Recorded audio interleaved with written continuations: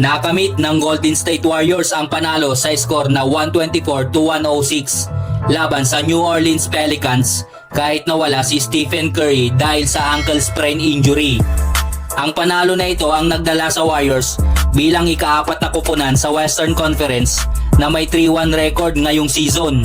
Sa kabila ng kawalan ni Curry at ni Andrew Wiggins, matagumpay pa rin nilang pinatakbo ang kanilang nangungunang opensa sa liga.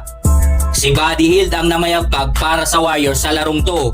Nagtala ng 28 points at 3 steals habang may impresibong 7 out of 11 shooting mula sa 3-point range. Nagpakitang gilas rin si Lindy Waters III, ang kanilang summer addition na may 21 points, 8 rebounds at 4 na assist. Nagambag naman ng 19 points si Brandon Podziemski.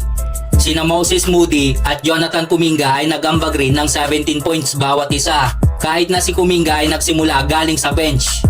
Ipinakita naman ng mga fans ang suporta kay Buddy Hield at nagbahagi ng video clips ng tuwa ni Curry sa mainit na shooting ni Hield. Makikita mo talaga abot hanggang tenga ang saya nito. Sa kabila ng limitadong lineup naman, nanguna ang Pelicans sa pag-score sa pangunguna ni Zion Williamson at Brandon Ingram. Ngunit walang sapat na suporta mula sa ibang malalaro na pawang nakababa sa 10 points. Ang Pelicans summer acquisition na si Murray ay wala din dahil sa injury. At nawala din ang pangunahing defender na si Herb Jones matapos masaktan ng balikat sa laro. Marahil ang pinakamahalagang aspeto ng pagbabalik ng Warriors sa kanilang dating forma ay ang kanilang matatag na depensa.